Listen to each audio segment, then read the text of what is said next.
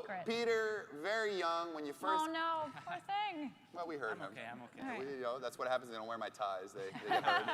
He bought one of my ties. I went too big. I went too big. You know, the funny thing is, I remember Peter 2.5 years ago. His parents came to Chicago, March 3rd and 4th. It was a weekend. Marriott was at the Marriott O'Hare and sat 1, 2, 3, 4, 5, 5th row, 1, 2, 3, 4, 5, 5th and 6th. And you came to the dinner and you sat 2nd and 3rd seat with your mom and dad. Your mom couldn't work the next day because she had to go to the hospital, and then you were there. And I know it's crazy, isn't it?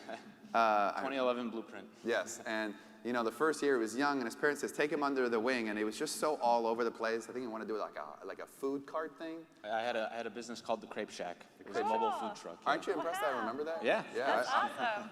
Polly, what was that? Only Polly would shout out. That's the Serbian word for crepes. Well, I don't speak Serbian. So I don't know why I would. It's not a market I tend on going into. Thanks, Polly. So, Peter, you have Randi Zuckerberg to ask the question. I'm very proud of you. You're very young, and you're ambitious, and you're relentless, and you remind me a lot of me. In fact, more ambitious and more polished than when I was when you were age. How old are you? 24. 24. Wow. Congrats. Thank you. Awesome. Thank you. So, Peter, your question. All right, well, first off, thank you for coming in and speaking with all of us here at Mega Partnering. And as you said earlier, you know, there's a growing issue of kids, you know, being disconnected from their families. What's something that social media can actually do to help solve that problem, not just people having self-control? Is there something that social media can do? Absolutely. Well, first of all, I have to say, it is nice to see a 24-year-old young man in a tie and a suit. It looks great. It's the JT Fox tie. I love. Okay, in a JT Fox tie. Yes. Can we repeat that over and over and over? It's great. It's interesting because I think we need to look at both the glass half full and half empty here. I know it's, you know, there's a lot that we do have to talk about with people losing face-to-face skills and handshakes and things. But on the other hand, something that's not being talked about so much is that young people growing up today are amazing storytellers. They're amazing at capturing images and photos in ways that I never had the ability when I was 13, 14 years old to capture gorgeous photos and apply filters and tell a compelling story in 140 characters. That's not a skill that I was taught in school, yet it's such an important skill for the world, and children, because of social media, are learning that earlier and earlier.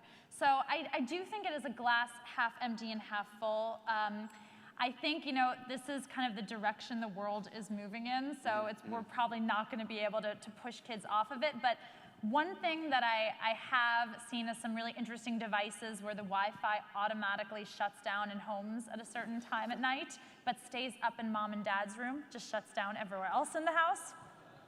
I've also seen a really cool product, like a cell phone jail, where you can actually like collect all the mobile devices in your house, lock them up, and no one is able to open it for an hour or so. So you can actually have dinner as a family. I know, don't freak out, don't have a heart attack.